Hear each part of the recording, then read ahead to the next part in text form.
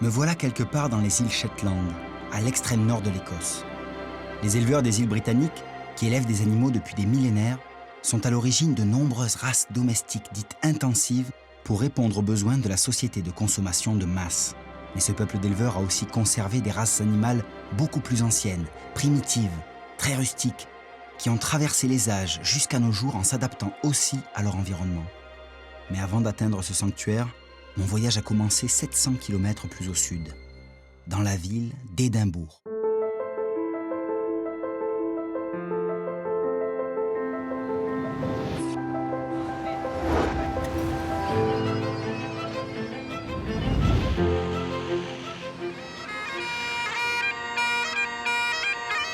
En tout cas, on est sûr qu'on est en Grande-Bretagne. Ça, c'est Bobby qui est resté 15 ans sur la tombe de son maître. Il est vraiment apprécié des Écossais qui viennent toucher son nez comme ça, parce que ça porte bonheur. Le cerf élaf, qu'ils appellent Red Deer en anglais, le cerf rouge, serait un des emblèmes de la ville d'Édimbourg.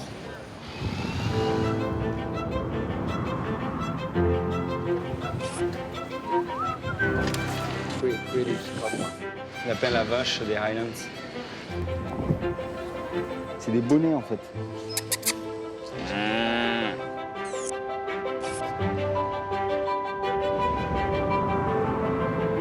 Des gens avec un chien là-haut. Ce sont de très bons chiens pour une famille. C'est trop mignon. Surtout celui avec le chapeau. Eh oui, je vois ça. Ce sont des vaches Highland. Ah, donc je dois aller dans les Highlands. Oui.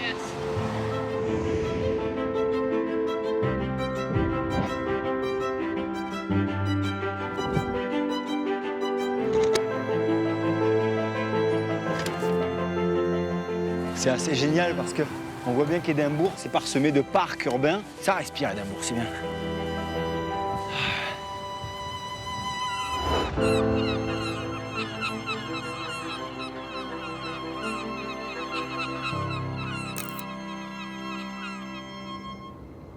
Mais pour moi, Édimbourg n'est qu'un point de départ. Dans quelques jours, je remonterai vers le nord à la rencontre de races domestiques uniques au monde, presque inchangées depuis des siècles. Bon, toutes ces races domestiques, il ne faut pas oublier qu'elles sont dues à la main de l'homme, à la sélection artificielle que les éleveurs ont opérée, après avoir domestiqué dans le croissant fertile il y a des milliers d'années des animaux sauvages. Tout ça à la différence des espèces sauvages qui, elles, ont été sélectionnées naturellement, ce qu'on appelle la sélection naturelle pour être adaptées à leur environnement. Donc pour faire un lien entre la domestication et l'évolution, j'aurais bien aimé m'adresser à Charles Darwin, malheureusement il n'est plus là pour m'en parler, donc je vais aller à l'université d'Édimbourg pour voir si quelqu'un peut éclairer ma lanterne. Je cherche l'université d'Édimbourg.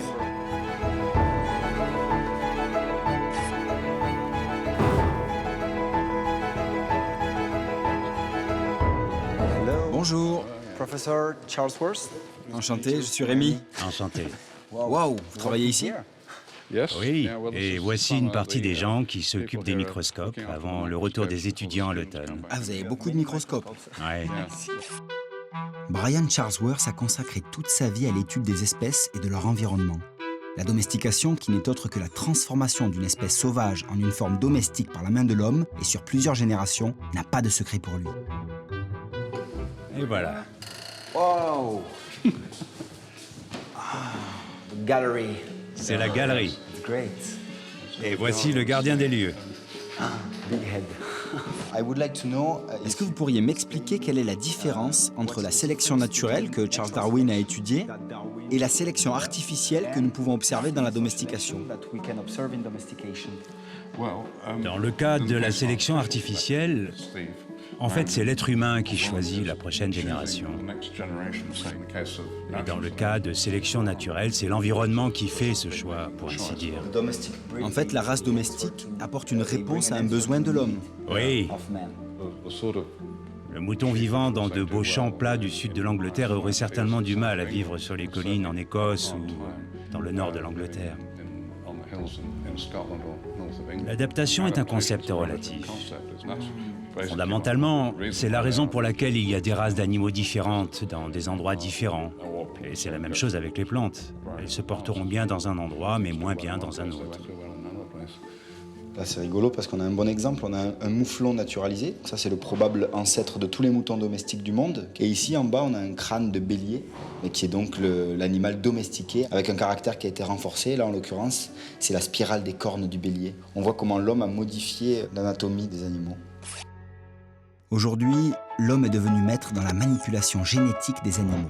Identification des meilleurs gènes, insémination artificielle, direction le Royal Highland Show, le rendez-vous annuel des meilleurs éleveurs et de leurs champions des races les plus modernes. C'est la grand-messe en fait. Ici, les races présentées sont issues de cette sélection artificielle poussée à l'extrême. On les appelle les hypertypes. Oh, des British blondes, magnifiques. Ils ont le double muscle. C'est-à-dire qu'on a presque rajouté un deuxième muscle sur la cuisse, c'est dingue. C'est un mouton anglais, bodybuildé, énorme. Et ça, c'est vraiment les effets de la domestication. Qui est presque plus une tête de mouton. Ils ont une tête de dragon, je sais pas trop de quoi, mais on a des moutons de cheviote orange qui ont été teints. C'est trop drôle. Il y en a des jaunes, jaune d'or là. Et là, le gros bélier gris là. Là, on est sur des moutons qui pourraient absolument pas vivre dans la nature, retournant à l'état sauvage. En tout cas, pas très longtemps. Là, on est face à une des races les plus hyper typées, c'est-à-dire on a un mouton géant, un crâne de cette taille, c'est presque un mini-bœuf, quoi. Et là, on est sur des moutons qui vont approcher les 160 kilos. Et là, on voit bien que le monsieur, là, pour en avoir deux et les tenir, c'est impossible. Ils sont loin de pouvoir bondir sur des rochers, ceux-là. Ou alors ils cassent le rocher, peut-être, je sais pas. C'est drôle comme l'homme a voulu vraiment créer un animal à son goût. C'est bien au-delà de ses besoins, c'est à son goût. Et dès qu'on n'est pas d'accord avec le voisin, ben on crée sa propre race. C'est pour ça qu'il y a une telle diversité de races, des centaines et des centaines et des centaines de races domestiques qui viennent parfois d'une seule espèce sauvage.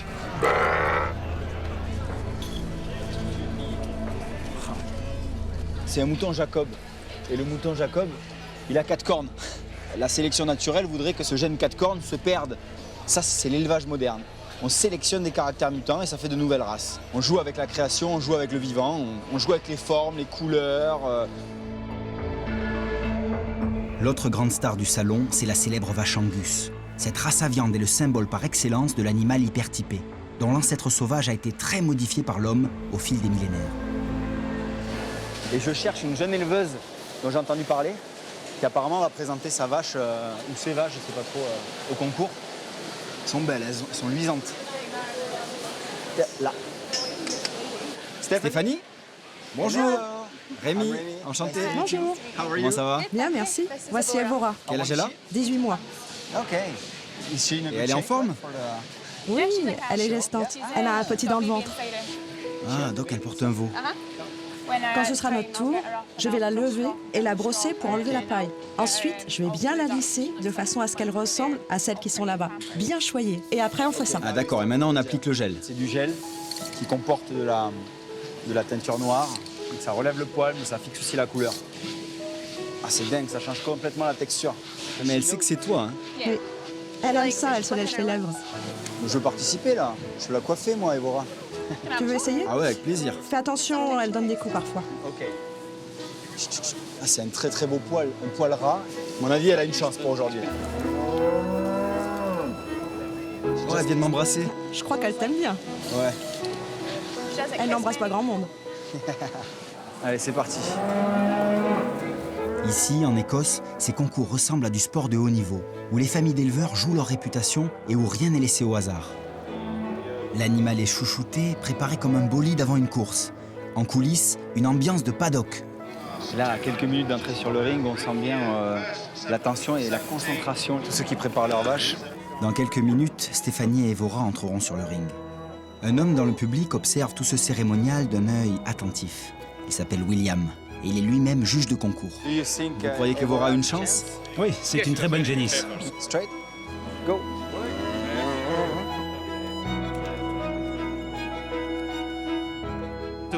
Regardez les juges, regardez la génisse de Stéphanie. Maintenant, il les observe individuellement. Il va se pencher sur les traits de la race, le caractère de la race, la tête. L'Angus est une ancienne race traditionnelle, alors vous devez rechercher le caractère de la race. Belle, face ouverte, museau large, de belles oreilles. Il faut que les juges ne voient qu'elle. Regardez la génisse de Stéphanie. Les oreilles vont de l'avant, avec les oreilles qui disent « Regardez-moi, regardez-moi, je suis spécial, c'est les meilleurs qui font ça ». L'Aberdeen Angus Beef est la deuxième marque la plus reconnue au monde après Coca-Cola. Cette vache a 3 ans. C'est hallucinant. Allez Stéphanie, c'est bon, c'est bon. Regarde la génisse de Stéphanie. C'est Stéphanie. Je crois qu'elle a terminé première. Moi, j'aurais pris la même décision. Ok. Ah, vous êtes juge, je veux bien vous croire. C'est bon, elle a gagné. Vous aviez raison, hein? On a gagné.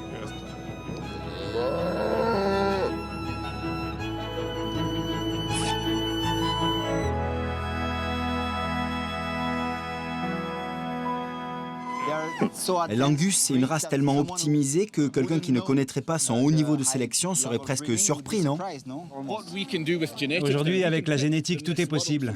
On peut prendre une Miss Monde écossaise et la coupler au Mystère Univers américain. C'est ça la domestication moderne. C'est de la technologie qui a beaucoup évolué avec le sperme et les embryons.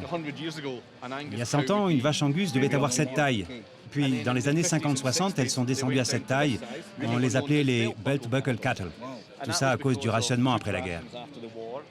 Puis dans les années 80, on a dû les faire grandir à cause de l'arrivée au Royaume-Uni du bétail en provenance d'Europe continentale. En fait, dans les années 80, les vaches faisaient cette taille. Nous revenons donc au point de départ. C'est un mouvement pendulaire qui va et vient. C'est ça l'élevage, c'est un vrai concours permanent de génération en génération, mais génération d'hommes comme génération d'animaux. C'est ça qui est intéressant. Il y a une vraie relation entre l'homme et l'animal au final. Même si ces hypertypes, ces races très modifiées, gagnent en conformité, à être un peu plus harmonieuses, un peu moins lourdes, pouvoir mieux se débrouiller par elles-mêmes. C'est pas toujours le cas.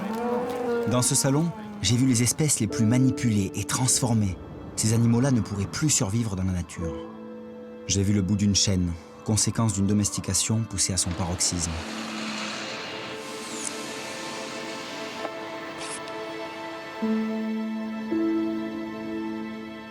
Les Écossais, ce sont les grands domesticateurs. Ils ont aussi conservé leur race primitive qui vivent encore dans les Highlands, dans les campagnes environnantes. Et pour ça, je vais faire un grand voyage. Je vais partir d'ici Édimbourg, surnommé la Petite Athènes. On le voit avec l'Acropole, tous ces monuments.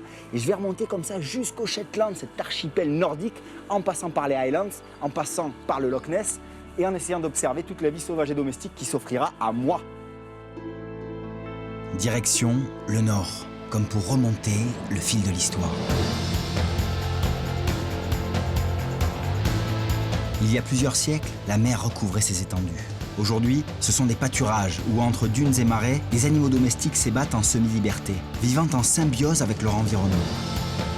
Bien loin des feedlots ou parcs d'engraissement intensif, on appelle cela l'élevage extensif.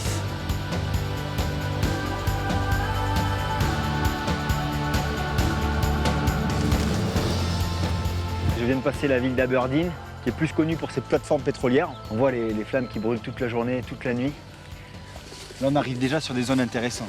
Parce qu'on voit des moutons, ça doit être des blackface, c'est un mouton à tête noire écossais. On a des dunes, donc là j'ai la mer. Et là on a un lac, et il paraît qu'autour de ce lac, il y a toute une réserve naturelle. On y élève une race de cheval très primitive. Et ça m'intéresse. Moi j'adore aller à la chasse aux grenouilles.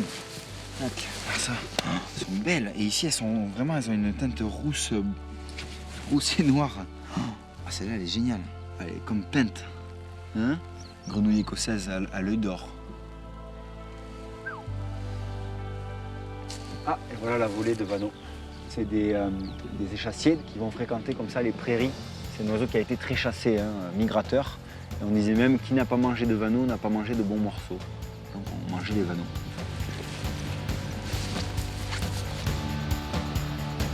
Et les moutons au milieu, comme si de rien n'était. Comme si l'homme n'était pas passé par là, alors qu'il ne serait pas là si l'homme ne les avait pas amenés sur ces îles, puisque le mouton, c'est bien un mammifère méditerranéen, le mouflon, qui vit encore dans des montagnes très rocheuses et qui se retrouve ici, après quelques millénaires de domestication, sur des zones humides pour lesquelles il n'était pas du tout fait à la base. On l'a adapté, on l'a sélectionné pour qu'il supporte cette humidité, ces embruns, cette salinité. C'est vraiment étonnant. C'est une aventure humaine, civilisationnelle, la domestication. À quelques kilomètres m'attend une réserve naturelle un peu particulière. Ici, au milieu des marais, vit une poignée de chevaux primitifs, les coniques. Ces derniers sont les descendants directs des chevaux sauvages qui vivaient autrefois en Eurasie, leurs ancêtres les tarpans. Ils sont suivis par Richard, le directeur de la réserve, un amoureux de cet espace naturel majuscule, qui, avec son équipe, lutte pour sa préservation. La plupart du temps, ce sont des oiseaux ordinaires. Il y a quelques couples de mouettes rieuses. Mais là, je suis très content car nous venons d'avoir un couple de mouettes pygmées. C'est génial. C'est le premier couple. Ah, le tout premier? Le tout premier. On a découvert qu'elle s'était reproduite en Écosse. Et nous sommes tous très enthousiastes.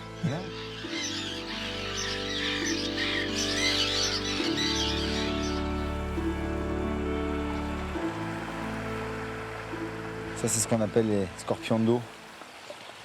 C'est une punaise aquatique et ça c'est vraiment synonyme que le cours d'eau est en bonne santé. Et ça possède un rostre assez puissant qui liquéfie sa proie et qu'elle boit littéralement. Donc il ne vaut mieux pas se faire piquer. Elle a compris que je ne lui voulais pas de mal. Putain, ça c'est un très beau. Oh, magnifique. Ah là là, it's beautiful.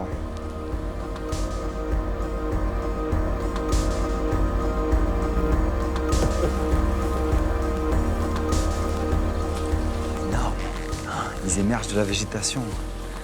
Il y en a qui sont couchés, j'ai l'impression. Ah oui, ils sont couchés. J'ai lu que les chevaux se reposaient environ 7 heures par jour. Pourquoi? Parce que c'est un animal qui est toujours aux aguets.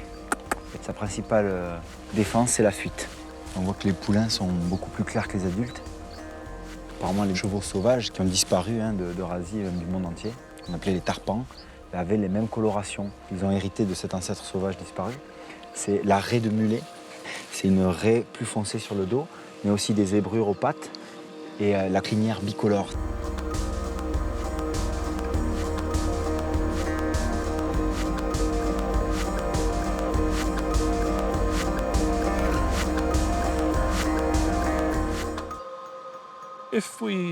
Si nous disons qu'ils sont semblables au cheval sauvage qui était présent ici il y a 10 000 ans, alors toutes les races domestiques, les poneys Fell, les poneys Highland, les poneys Exmoor, sont tous descendus de chevaux qui ressemblaient beaucoup à ceux-ci.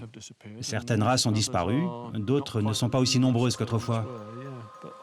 Mais pour beaucoup de gens ici, les chevaux ont encore une place très spéciale. Ici, l'homme semble s'être effacé. La réserve est un lieu magique où nombre d'espèces cohabitent. Une impression d'harmonie s'en dégage. Et la course de l'eau y ajoute sa poésie.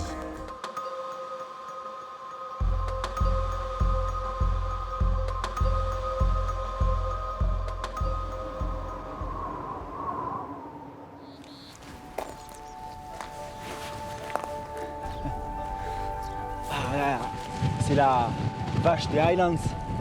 Beaucoup de gens prennent traces de vache pour des yaks. On parle parfois de convergence évolutive, c'est-à-dire deux animaux qui ne sont pas très étroitement apparentés, le yak étant une autre espèce que la vache. On va avoir pourtant une similitude morphologique, ça c'est dû à une adaptation parallèle. Les deux bovins ont eu besoin d'un gros manteau pour se protéger du froid, du vent et de la neige. Donc ils vont se ressembler physiquement, même si en fait la vache et le yak sont deux espèces bien différentes. Bien coiffée celle-là. Ça fait quasiment une frange.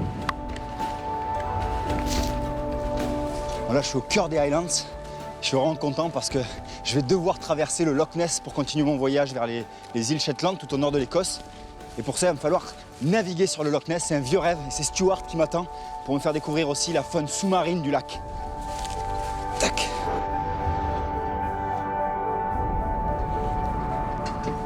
Hey Stuart. Beau temps, n'est-ce pas? Oui, très beau. Je t'en prie. C'est dangereux de naviguer sur le Loch Ness? Ça peut être mouvementé comme en mer, à certains moments. Ça me rassure pas vraiment, mais... Ok. On n'a plus qu'à se préparer, on peut y aller. On est libre. Ouais, on est libre. Long de 36 km, le Loch Ness, plus grand lac d'Écosse en volume, doit surtout sa célébrité à sa profondeur, de près de 240 mètres, laissant planer bien des mystères quant à la faune qui l'habite. On y trouve aussi bien des espèces marines que d'eau douce, migratrices ou sédentaires, et tout un peuple veillant au respect de ses eaux, de ses berges et de la vie qui l'anime. Je vis ici depuis 22 ans. Ah vraiment? Ah, vous êtes un peu un fils du loch. On peut dire ça, oui. On peut voir beaucoup de choses étranges dans ce lac. On peut voir des animaux qui ne devraient pas être là normalement. Vous pouvez voir un phoque, par exemple. Il fait 40 km de longueur, avec une profondeur de 240 mètres environ. Waouh. Allez. Le kit du bricoleur des mers. Waouh, le trésor. Ah, c'est génial. C'est aussi de la bonne qualité. Quand la truite férox attrape un appât, celui-là par exemple, Oh, le bestiau. tiens, tu peux voir les traces de dents de la dernière prise. Une marque de dents de la truite férox. Tac, elle est venue mordre et après c'est probablement fait prendre par le trident. Et là, tu mets le plus gros, Stuart. Je suis très confiant aujourd'hui. Tu peux continuer à nous diriger vers là-bas. Comme ça? Ça marche. Oh, c'est moi qui suis à la barre, donc ça commence à être sérieux là. Oh là là, le système, regarde ça. 200 mètres de fil, c'est un vrai câble le truc.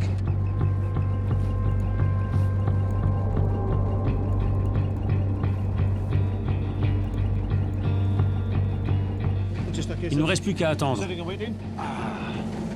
Ça te dérange si je scrute la surface, au cas où quelque chose de plus gros se montrerait? Non, pas de problème. Stuart, est-ce que tu as déjà vu quelque chose sur le lac? Plusieurs fois, oui. Qu'est-ce que ça pourrait être? Un mammifère, un plésiosaure? C'est possible que ça soit un plésiosaure. Ah ouais, c'est possible? Absolument. Je suis sur le Loch Ness plusieurs jours par semaine. Je suis donc souvent amené à voir quelque chose. Qu'est-ce que tu vois exactement? En général, je vois des sortes d'éclaboussures. Quand tu vois ces éclaboussures, toi qui connais bien les poissons, tu es sûr qu'il ne s'agit pas d'une truite ou d'un saumon? Non, non. Jumping, non, non. Reste ferme. Très ferme. Il y a quelque chose là. Oui, une truite de mer. Ouais, super. Wow. Si tu peux garder ça une seconde, le temps que je ramène ça. Oh, elle est magnifique. Donc ça, c'est la truite de mer. On peut être sûr que ce poisson est passé par la mer et il vient se reproduire en rivière. Et on voit qu'elle a cette couleur argentée, légèrement bleutée, et elle est en train de redevenir verdâtre sur le dos pour passer inaperçue dans une eau douce aussi sombre que celle du Loch Ness. Je vais lui prélever quelques écailles que j'enverrai au département responsable de la pêche. Et voilà. Maintenant, c'est l'heure du grand relâché. Regarde ça et hop. Straight Droit. Bravo. Excellent. Merci. Et qu'est-ce que tu vas faire avec les écailles que tu as prélevées? Je vais les envoyer au département de la pêche locale pour qu'elles soient analysées. Les résultats montreront ce que le poisson a mangé, s'il a été en mer ou pas et depuis combien de temps il vit dans l'eau douce.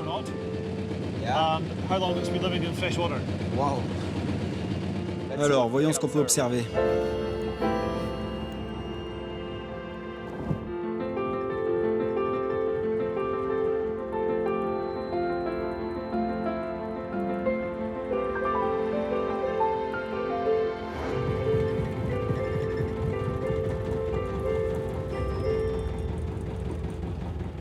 Ok. Merci Stuart.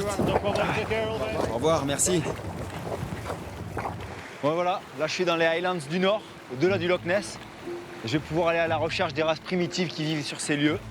Et j'aimerais bien découvrir aussi les écosystèmes qu'on va trouver ici. Allez, on continue.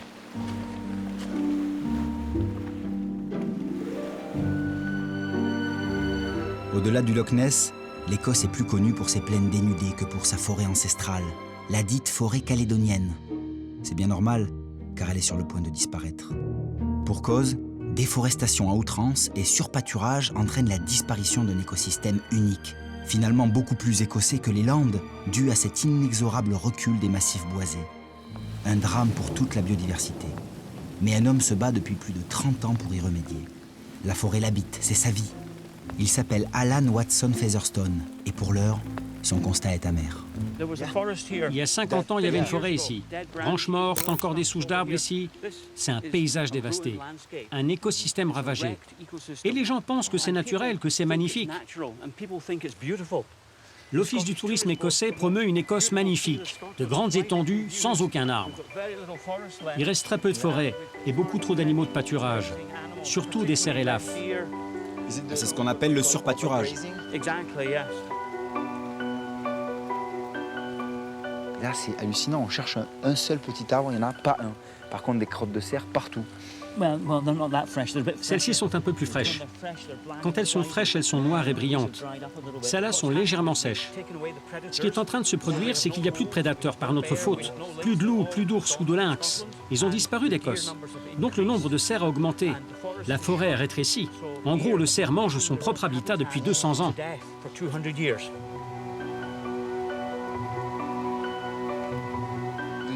Comment on sait qu'il s'agit d'un cerf élaphe? La taille du crâne. C'est un mâle. Il a des bois comme vous pouvez le voir. Tous les ans, leur bois tombe, puis repousse. Cet animal est mort ici. Il y a le reste du squelette là où nous avons trouvé ce crâne. Est-ce que vous pensez que la mort de ce cerf est liée au fait qu'il n'y a plus assez de nourriture pour eux? Il y a de grandes chances, oui. Les dents ne sont pas tellement usées. Si ce crâne était vieux, les dents seraient beaucoup plus usées. Et quels sont ces petits insectes-là qui me harcèlent? Ça, ce sont les moucherons des Highlands. Ah, des moucherons. Pour moi, ils sont une conséquence de notre écosystème ravagé. Ah, vraiment? Oui, parce que quand vous troublez et que vous endommagez un écosystème, certains éléments de cet écosystème disparaissent. Et ceux restants sont opportunistes et capables de se multiplier et de se propager. Alors l'écosystème... Oui, je vois, à cause de tous ces insectes, je commence à haïr ma propre espèce. Si vous me dites que l'homme est responsable de ça et de la surpopulation des cerfs... À force de vouloir maîtriser et manipuler la nature, elle finit par nous échapper et par se retourner contre nous. Un jour, hélas, si Alan n'est pas entendu, ces forêts primitives ne seront plus qu'un lointain souvenir.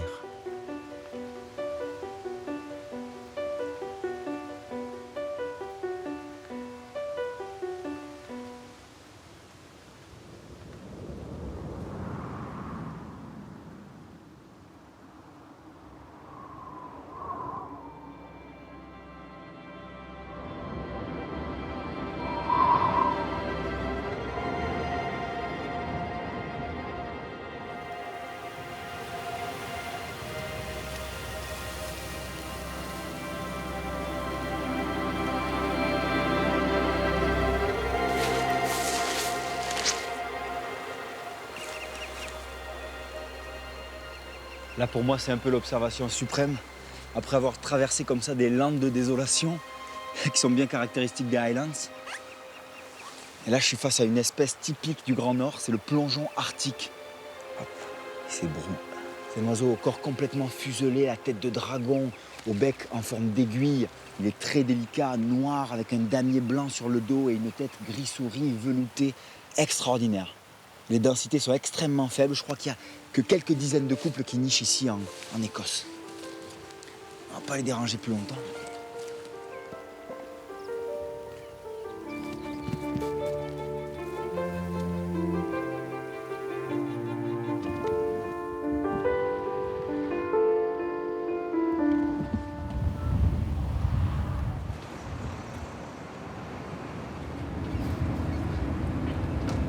C'est l'étape la plus importante de mon voyage qui commence ici parce que je vais rejoindre l'archipel des îles Shetland où je vais essayer de rencontrer des races domestiques primitives qui sont élevées là-bas, conservées même par tout un peuple d'éleveurs qui justement va m'aider à décrypter cette domestication, va m'aider à comprendre ces races qu'on croit bien connaître mais qu'en fait on connaît très mal.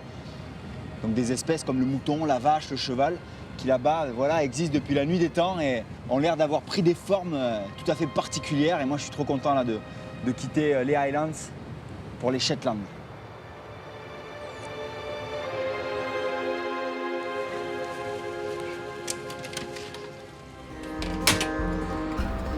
Les îles Shetland, surnommées les Galapagos du Nord. Là c'est plat pays, ici pour l'élevage c'est vraiment une terre promise. Petit archipel battu par les vents, confetti jeté là, entre mer du Nord et immense Atlantique. Ici, le temps semble s'écouler au ralenti. La nature dicte son rythme.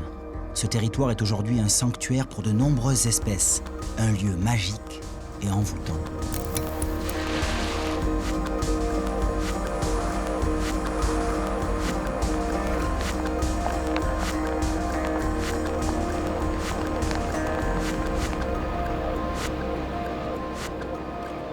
Les Shetland, c'est des îles perdues dans l'océan et qui ils vont abriter un chapelet d'espèces vraiment extraordinaires, typiques du Grand Nord.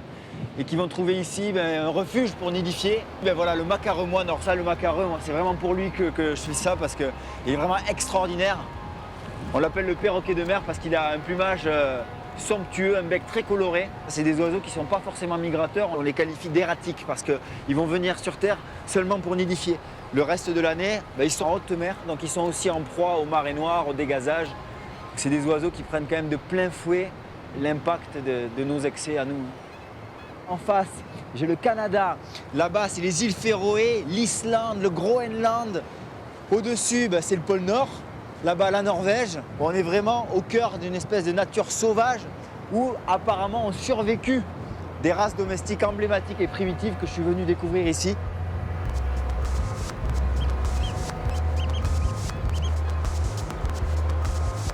Ce matin, j'ai rendez-vous avec Ronnie, un des plus grands éleveurs des îles Shetland. Comme son père et son grand-père avant lui, il perpétue un savoir-faire et une race précieuse, dont il possède près de 1500 têtes. Ensemble, nous allons préparer le troupeau à la tonte, point d'orgue d'une année d'élevage. Hey Ronnie! Salut Ronnie, comment ça va? Très bien, merci. Oh, c'est un endroit magnifique. Ouais, c'est pas mal. Hein. Ce sont vos terres. Et les moutons que j'ai vus sur le côté, c'est les vôtres? Ouais. Ce sont des moutons Shetland alors? Oui, ce sont des moutons Shetland. Bon, super. C'est quoi le programme alors? On doit aller rassembler les moutons parce que la tonte a lieu demain. Et on doit donc monter là-haut. Maintenant? Ouais, désolé, le temps. Non, pas de souci. J'imagine que ça dépend beaucoup de la météo. Oui, on doit les attraper avant qu'il ne pleuve. Ils doivent être secs pour récupérer la laine si on veut la vendre. C'est votre fils? Oui, c'est Jacob. Enchanté. Rémi, enchanté. Je monte? Ok, je vais à l'arrière. Ok, super.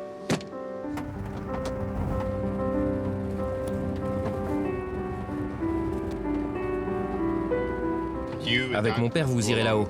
Tu vois la crête là-bas? Ah oui, je vois. Au sommet de la colline. Oui, au sommet de la colline. Et pourquoi? Parce que les moutons sont un peu partout, donc ils peuvent se trouver n'importe où. Il n'y a pas assez de clôture, ou il y en a assez, mais le territoire est si grand que... Il y en a, mais c'est une zone très étendue. Ah, donc c'est ce qu'on peut appeler de l'élevage extensif. J'imagine. Ah mais il y a les chiens ici là. Et alors? Quittez-toi. Je peux rentrer? Ouais. Ok. Arrête.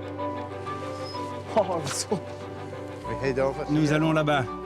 Puis après, nous irons au sommet de cette colline. Wow. C'est une grande terre, hein? Vous avez combien de moutons sur cette zone? Ici, je dirais 150. Il y a une race locale qui est là dans les îles depuis au moins 5000 ans. Vraiment? Depuis presque le début de la domestication du mouton. Oui, c'est vrai. Ils ne devaient pas être très différents de ceux d'aujourd'hui, seulement plus de moutons de couleur, marron, etc. Il y a plus de moutons blancs parce que les fileurs, les gens qui achètent la laine, veulent seulement de la laine blanche, car ils peuvent l'atteindre après, et de n'importe quelle couleur. Donc c'est pour ça qu'on a surtout des moutons blancs dans le monde. Ouais, c'est exactement pour ça. Ce n'est pas parce que le mouton veut être blanc, c'est parce que l'homme veut qu'il soit blanc. Ces moutons ont des pieds plutôt petits et des os plutôt fins. Ils sont donc plus adaptés pour marcher sur des pentes raides et escarpées. Je vois ça parce qu'ils sont beaucoup plus rapides que nous. Ouais. Même s'ils ont 4 pattes et nous seulement 2. Un mouton à 3 pattes serait plus rapide que moi.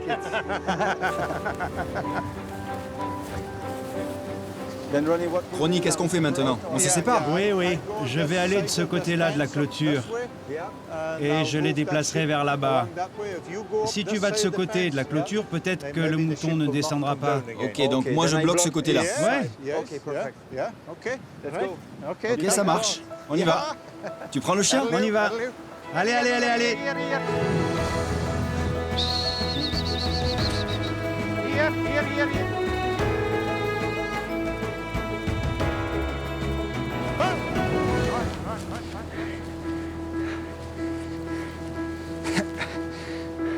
C'est l'enfer. J'ai jamais vu ça. Les moutons, ils abdiquent au bout d'un moment. Celle-là, elle m'a fait penser à un mouflon sauvage. Pour Ronnie et moi, le plus dur est fait. Le troupeau, après avoir été rassemblé, n'est plus qu'à quelques mètres du hangar où il passera la nuit.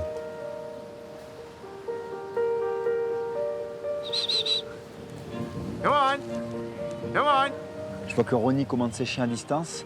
Et doucement, il pousse le troupeau. Donc bien sûr, le chien de berger, il a un comportement prédateur que l'homme a essayé de canaliser. Allez, allez.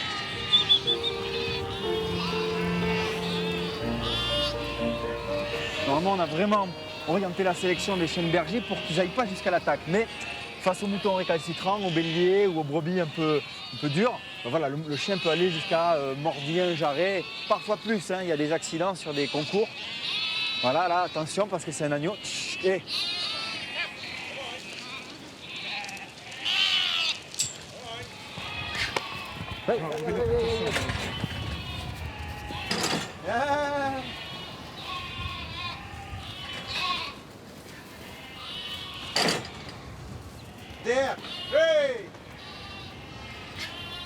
Hey, allez.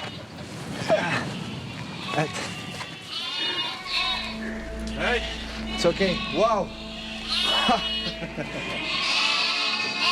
Prêt pour la tonte. Ils vont pouvoir se calmer parce que demain il y aura un autre moment de stress. Là, les bêlements qu'on entend, ce sont les agneaux qui appellent leur mère parce qu'ils l'ont perdu dans la cohue. Et les mères, elles connaissent très bien le bêlement de leur agneau et elles vont les retrouver très rapidement. Et là, celui-là, dès que je vais le remettre, il va se mettre à appeler. Voilà.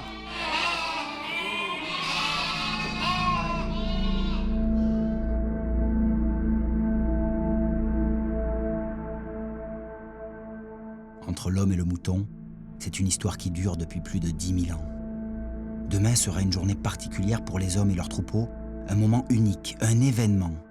En prélevant cette laine, Ronnie perpétue un savoir-faire issu de milliers d'années de domestication.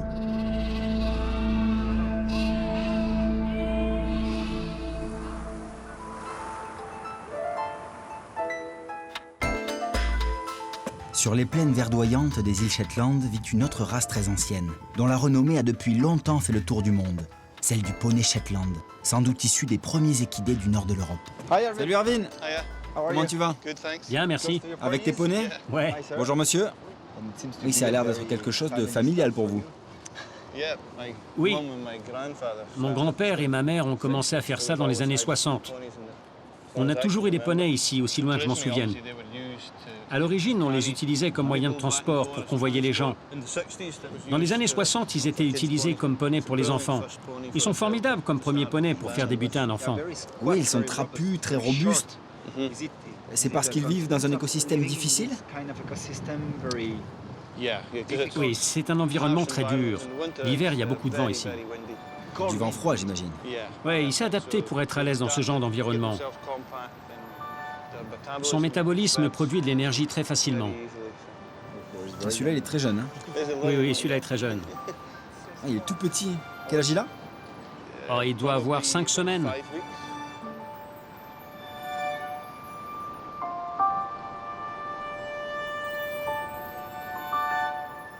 Ah, elle a des yeux magnifiques. Là, on va aller choisir 2 juments avec les poulains pour essayer de les amener dans le camion. Pour qu'une pâture se renouvelle, ben voilà, on change les chevaux de près. Le problème, c'est qu'il faut en prendre certains et pas d'autres. Et qu'on ne peut pas attacher les poulains, il faut espérer qu'ils suivent leur mère. Suis ta mère, toi. Follow your mom. Ah, ah c'est la galère. On dirait des chevaux sauvages quand on les voit courir comme ça. Ils en font un peu qu'à leur tête, mais ça c'est très connu. Hein. Les races primitives, elles sont souvent têtues, plus proches des animaux sauvages, elles font beaucoup de choses à l'instinct.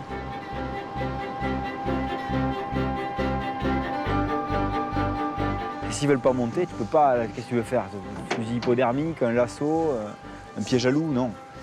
C'est bien les poulains et les chevaux qui décident. Hein.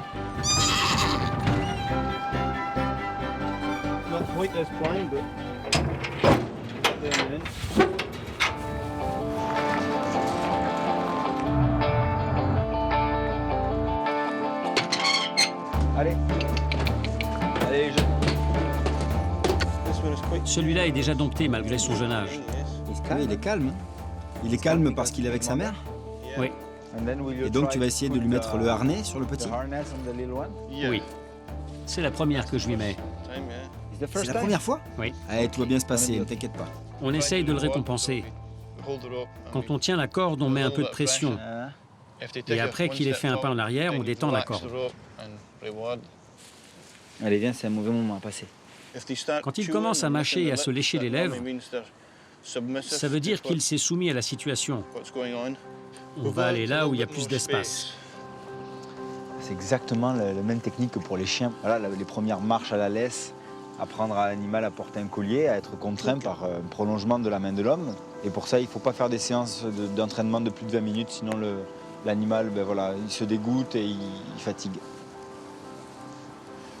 Il se débrouille très bien. Ah, il est calme avec le licol. Oui, oui, il a l'air plutôt content, là. Et tu ressens quelque chose de spécial quand tu es si proche du cheval comme ça? Tu ressens toute l'histoire de cette race qui est si particulière, si unique?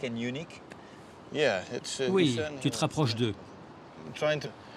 Maintenant, on essaye de maintenir ou d'améliorer le standard de la race. C'est dangereux de ne pas maintenir ces aptitudes, car on risquerait alors de produire des poneys incapables de survivre dans ces conditions si rudes.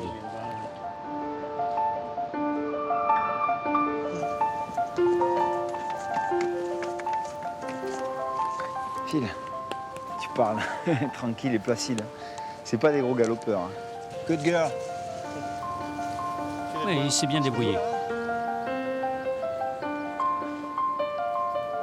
Comme pour Irvine et ses protégés, la domestication a créé des liens uniques entre l'homme et l'animal. La survie des races issues d'une sélection artificielle très poussée dépend entièrement de la main de l'homme. Mais les races primitives des Shetland, elles, pourraient très bien s'en passer. Ici, l'homme a en quelque sorte su préserver la nature sauvage des espèces. Leur adaptabilité, leur robustesse, c'est un peu leur dignité. Pour ces races, l'appel du sauvage retentit dès que s'ouvre la porte d'un enclos. L'instinct de survie, inné, vit encore en elles.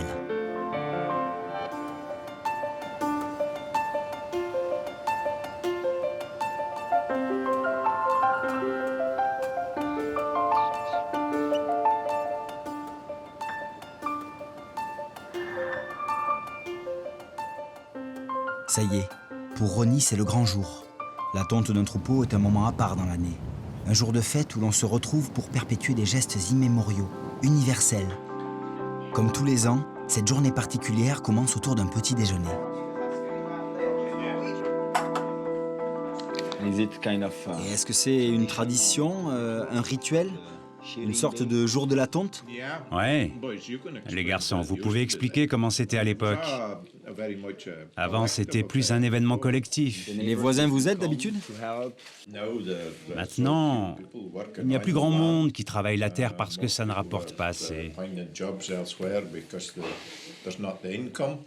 C'est pas facile pour les jeunes de garder le moral. C'est pas facile pour eux de faire un pari sur l'avenir, s'ils savent pas de quoi demain sera fait. On fait partie des derniers optimistes. Ouais, je vois. Ça, c'est de la laine des Shetland? Alors celle-là doit venir d'un mouton noir ou marron foncé. Non, elle vient pas d'un mouton rouge. Ok, ils font de la laine bio-organique ici, donc forcément, elle sent encore le mouton comme s'il était dans le pré. C'est ma façon d'avoir une entreprise qui pourra survivre, je l'espère. Il y a un marché pour ça maintenant. J'ai lu qu'à la base, le mouton avait été domestiqué pour sa viande.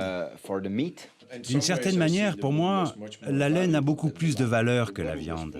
Partout dans le monde, il y a de la laine des Shetland, qui ne vient même pas d'ici. Ah, c'est fait ici. Ça, c'est un ciseau ancien, un ciseau de tonte. Il faut bien les aiguiser pour qu'ils soient plus jolis quand on les monte. Comme les bons coiffeurs qui utilisent toujours des ciseaux.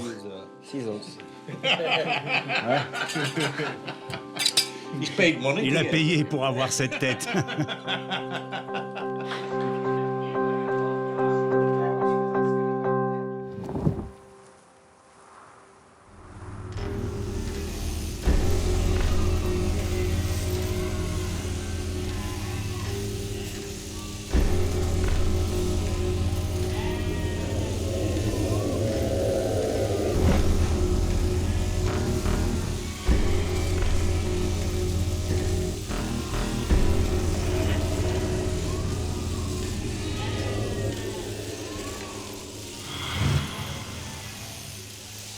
Voilà, clairement, les hostilités ont commencé.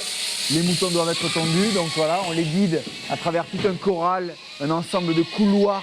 Là, on a une espèce de rampe d'accès, comme un rail de contention, qui va garder les moutons en file indienne, de manière à ce qu'ils arrivent en ordre, en tout cas de manière plutôt ordonnée ici. Et là, le tondeur va venir baisser, saisir son mouton, et le tirer, le mettre sur les fesses, et là, on peut commencer la tonte. Une fois par an, il faut vraiment soulager le mouton de sa surcharge de laine. Si on ne la retire pas, le mouton a du mal à la perdre. Elle peut pourrir sur place. Donc là, 2 tondeurs pour 300 moutons, on en a pour une bonne partie de la journée.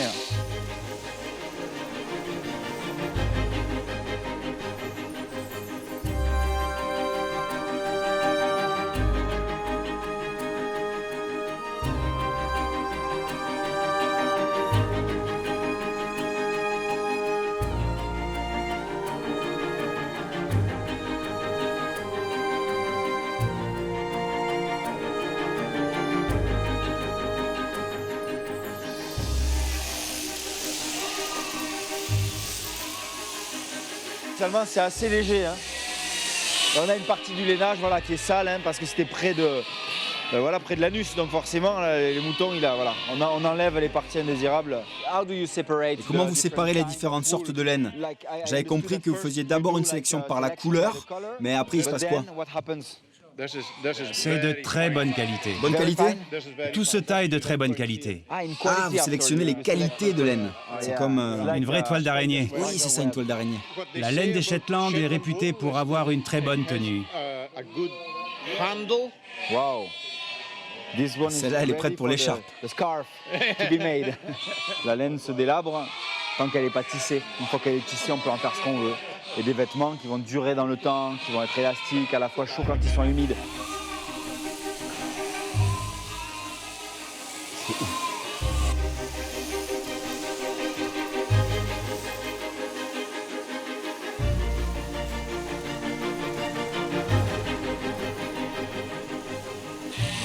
Ah, celle-là, elle est très vieille. Hein. Elle n'a plus de dents. Là, j'hallucine vraiment, parce que c'est la brebis qui m'a fait cavaler dans la montagne. Et en fait, c'est une grand-mère. Elle est hyper âgée. Et apparemment, elle a perdu sa laine naturellement. Donc, ils n'ont même pas eu besoin de la tondre. Et pourquoi on ne tombe pas les agneaux? Ça serait cruel de les tondre. C'est leur seule laine pour l'hiver prochain. Donc lui, il attend que sa maman sorte de chez le coiffeur. Je vais essayer. La peau doit être tendue. Très tendue, d'accord. Car si la peau est comme ça, vous allez la couper. Bon, j'en prends une derrière ma jambe. Ok.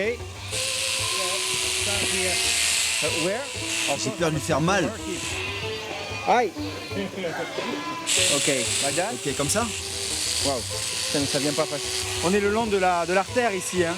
Ouais, je pense que je vais vous laisser finir. C'est impossible.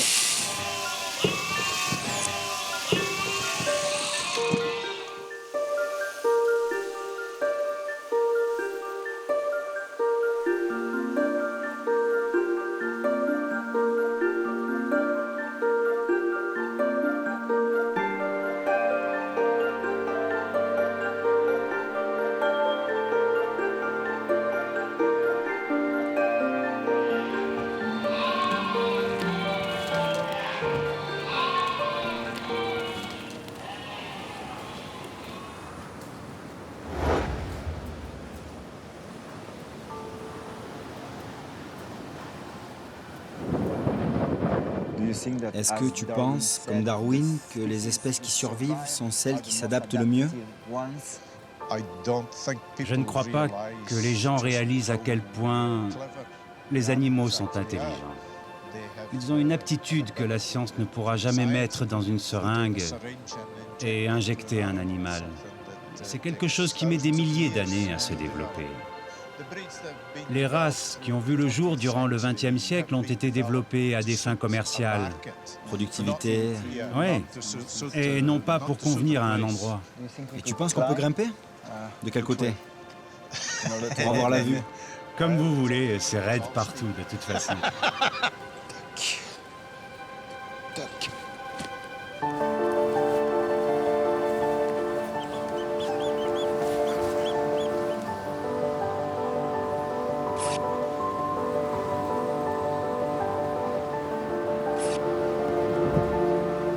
Waouh! C'est génial. On peut voir la mer des deux côtés. On se sent au milieu de... La mer du Nord et l'Atlantique. Quand vous regardez ces îles là-bas, ou les autres là-bas, elles étaient toutes habitées avant et maintenant elles sont désertes. Les gens ne sont plus en accord avec leur héritage. Ces races sont là depuis bien plus longtemps que nous et vous commencez à vous poser des questions. Est-ce que l'homme devrait diriger le monde ou devrait-il juste en faire partie? On verra comment s'y prend la prochaine génération. Ouais. Maintenant, j'ai des petits-enfants et j'aimerais qu'ils soient capables de se rendre compte de ce que les gens ont accompli ici et qu'ils en soient fiers surtout. Ils n'ont pas encore pris le temps de comprendre ce que les gens ont enduré pour que la vie soit possible ici. Ce que nous faisons maintenant, c'est construire les bases de l'avenir. Merci Ronnie de m'avoir accueilli chez vous. J'espère que tu ne nous oublieras pas. Oh non, je vous oublierai pas.